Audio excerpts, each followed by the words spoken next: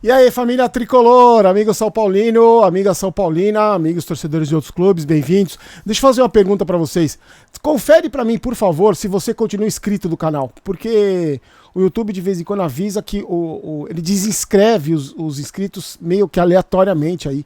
Então, sempre pede pra gente recomendar pra ver se você tá inscrito. Então dá uma olhadinha aí se você não se desinscreveu. Aí tem o negócio do sininho lá, pra você receber a notificação dos vídeos. Se bem que você sabe quando tem vídeo aqui. Nessa época de férias, todos os dias, vídeo às 8 da noite. Seu like também é importante, né? Sempre esqueço de falar do like, de pedir o like, que é importante pro crescimento da mídia alternativa. E hoje a gente vai falar sobre os assuntos aí. Eu queria discutir um tema com vocês aí que muito foi... Tem muita gente me falando isso, me sugerindo esse tema pro vídeo, principalmente lá no Instagram, no Barulho Vídeos, e eu queria que você me ajudasse a entender. Você acha que a diretoria do São Paulo está sendo responsável, porque até agora não contratou ninguém, só dispensou jogadores, ou você acha que simplesmente o único motivo é falta de grana? Porque a gente vai falar muito sobre dinheiro hoje, empréstimos, economia com salário. Já vai pensando aí na sua opinião. Antes eu vou falar do OneFootball, nosso melhor aplicativo de futebol para celular. Você já confere os melhores momentos da Copa do Mundo, todos os jogos. Essa hora já deve ter os jogos da tarde, os jogos da Argentina. Você confere totalmente de graça, sem narração, com a emoção do estádio, da torcida, legal pra caramba. Tá no primeiro link da descrição, é só você baixar de graça pro seu celular, pro seu tablet e tudo. Aí ela tá latindo. E você confere tudo do futebol, das notícias do seu time, inclusive nessa entre-safra aí. Baixe o melhor aplicativo de futebol para celular, você confere e... Olha lá! Confira e baixe totalmente de graça o melhor aplicativo de futebol para celular, tá bom? Gente, olha só, olha lá. Não sei que barulho que ela escuta. Deixa eu falar rapidinho do basquete. Pela Liga Sul-Americana, o São Paulo jogou nessa terça-feira, ontem, perdeu. No ginásio de Obras Sanitárias em Buenos Aires. Enfrentou o Boca Juniors, perdeu por 79-71. Com a derrota, o time vai para repescagem e está jogando agora. O jogo estava marcado para 7 horas. Contra o San Martín, precisando vencer para se classificar para a semifinal. Se perder, está eliminado. Amanhã, como está rolando o jogo agora, amanhã eu passo para vocês o resultado no vídeo da noite, tá bom? Eu sempre gosto de acompanhar o basquete, passar as informações para você. No vídeo de ontem eu falei sobre o Arboleda, né? Vou dar mais informações quanto o São Paulo perdeu. Eu falei do Bustos também e do goleiro que subiu no telhado, o goleiro John. Hoje surgiu até a informação que o São Paulo e Santos encerraram as negociações por uma questão de valores, de novo, esse é o assunto que eu queria discutir com vocês, e aí não tem mais negociação. O São Paulo deve começar 2023 com o trio de goleiros que terminou 2022. Jandrei, o Felipe Alves, né, que é o titular, Jandrei e o Thiago Couto como terceiro goleiro, por enquanto sem novidades. Eu tava até estranhando o São Paulo ir atrás de goleiro, porque a informação que a gente tinha era que eles estavam contentes com os 3 goleiros que tinham lá. O Arboleda, o Equador foi eliminado, né? A gente conversou também, foi eliminado, e aí ficou faltando o valor que o São Paulo perdeu, porque lembra que a gente conversou aqui? A FIFA paga $10 mil pro clube que tem o jogador, no caso do São Paulo, desde a preparação para a Copa até o último dia de competição. Então, o São Paulo, cerca de R$53 mil por dia. O São Paulo perde pelo menos $50 mil, porque o Equador poderia ficar pelo menos até oitavas de final, mais ou menos R$270 mil. Ficaria pelo menos mais 5 dias, né, até as oitavas de final. Mas, ao todo, o saldo foi bom, porque o São Paulo, que não ia ganhar nada, o Arboleda não estava nem jogando, faturou cerca de R$1.200.000, por causa desse período de preparação até a eliminação do Equador. Lembrando que o Arboleda se machucou, porque como ele queria disputar a Copa do Mundo, ele foi fazer contratou profissionais, treinava não só no São Paulo, mas também fora do São Paulo. Foi liberado mais cedo, enquanto a gente ficou com o Léo Pelé jogando a bola para lateral, tentando se classificar para a Libertadores. O Rogério Ceni liberou o Arboleda e ele ficou os 3 jogos no banco de reservas, nem jogou na Copa do Mundo, pelo menos rendeu essa grana para o São Paulo. Falando em grana, no dia 1º de dezembro está marcada uma reunião do conselho lá para definir mais um pedido de empréstimo. Serão 3 novos pedidos de empréstimo com instituições bancárias que somam 18 milhões. Somando todos os empréstimos de 2022, já são nada menos do que quase 98 milhões. Desses 98 milhões, o São Paulo já pagou cerca de 17 milhões, está devendo aí uma bica, quase 80 milhões o São Paulo está devendo e vai pedir mais dinheiro emprestado. E aí está tentando economizar com salário, por isso que também os perebas que estavam com contrato para acabar foram dispensados, o Bustos também saiu. Só para você ter uma ideia, o Bustos, que não custou nada, né? É do Grupo City, mas olha só com salário, férias, fundo de garantia, 13º, tudo, o São Paulo vai economizar cerca de 6 milhões de reais com o Bustos, que o contrato dele acabaria no meio do ano que vem. Então você imagina quanto vai economizar com o salário do Reinaldo, com o salário do Miranda, com o salário do Cheder, que era um dos principais, dos maiores salários do elenco. E aí eu vejo muita gente falando, finalmente a direção do blogueirinho tá tendo responsabilidade, né? Estão se livrando dos jogadores perebas, estão diminuindo a folha.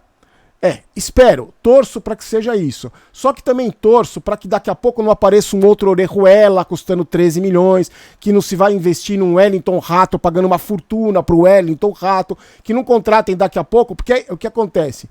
A torcida vai começar a pressionar. Porque daqui a pouco começa a agitar o mercado fica aquecido e a torcida do São Paulo vai começar a cobrar contratação. Você vê, acabei de falar que não tem goleiro, pelo menos por enquanto vai começar 2023 com os goleiros que estão aí. E esse é o meu medo.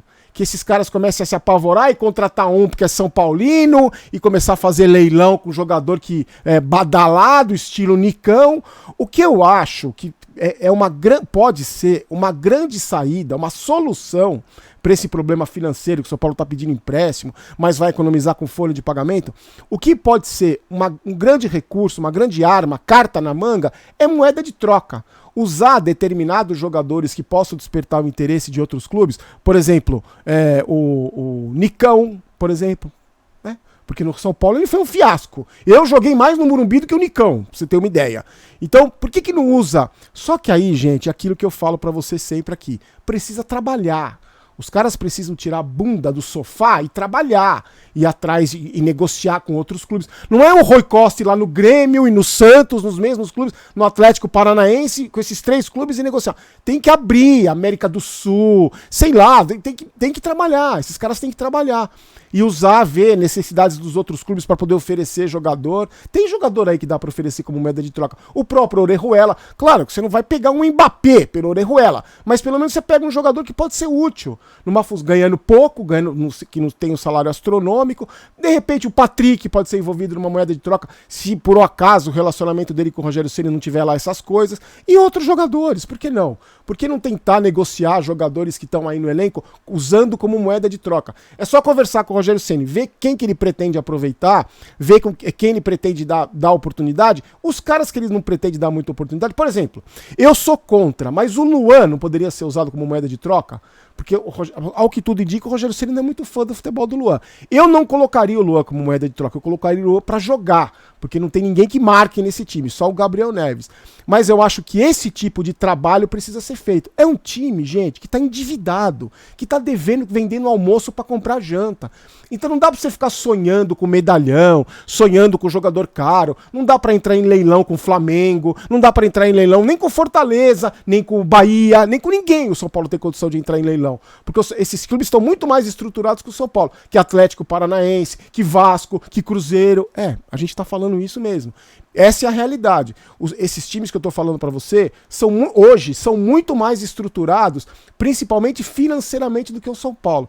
Então, aí que entra o pulo do gato, na minha opinião, que é o trabalho dobrado. Já que não tem dinheiro, tem que trabalhar dobrado. Esse é o meu medo. Será que isso vai acontecer? Será que tem esse interesse desses caras? Será que eles têm capacidade para isso? Será que eles têm vontade para isso? E o principal, será que eles são cobrados para isso? Sinceramente eu não sei.